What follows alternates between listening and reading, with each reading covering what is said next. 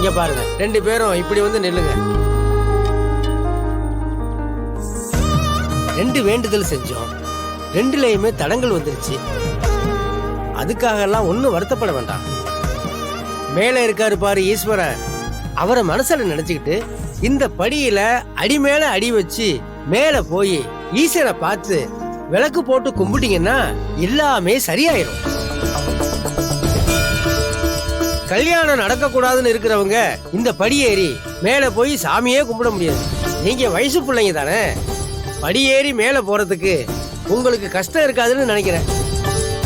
நீங்க போய் சாமி கும்பிட்டுட்டு வந்துட்டீங்கன்னா சாமி அருள் உங்களுக்கு கிடைச்சிடும். உங்க கல்யாணமும் நல்லபடியா நடக்கும். இவங்களே சும்மா இருந்தாலும் இந்த பூசாரி சும்மா இருக்க மாட்டேங்கிறாரு.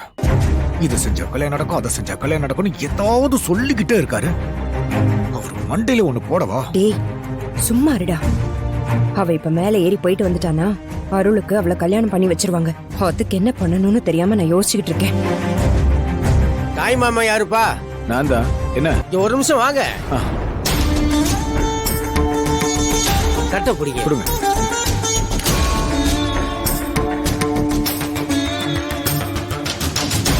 ஐயோ மறுபடியும் ஏதாவது சொதப்புவானோ? இவன் செய்யறதெல்லாம் தப்பு தப்பா போகுதே.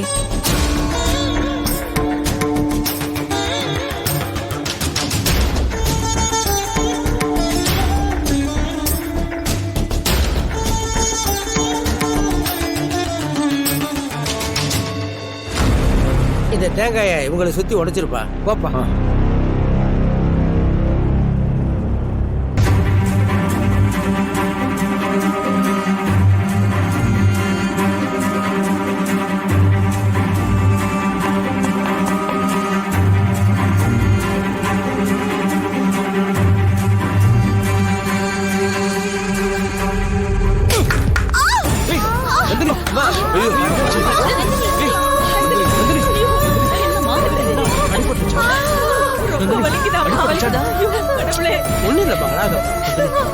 கால் ரொம்ப வலிக்குதா? சொல்லு. அறிவு கேட்டவன ஏன்டா இப்படி பண்ண? ஐயோ மாமா, நான் வேணும்னே பண்ணல. என் கால் வலிக்குச்சியாதான் கை தவறி தேங்காய் அங்க போயிடுச்சு மாமா. முட்டா பயல. நந்தினி, கால் ரொம்ப வலிக்குதா? நந்தினி நந்தினி நந்தினி எந்திரிமா. கால் எப்படி இருக்குன்னு பாப்பா. எந்திரி மெதுவா எந்திரி. பாத்துமா.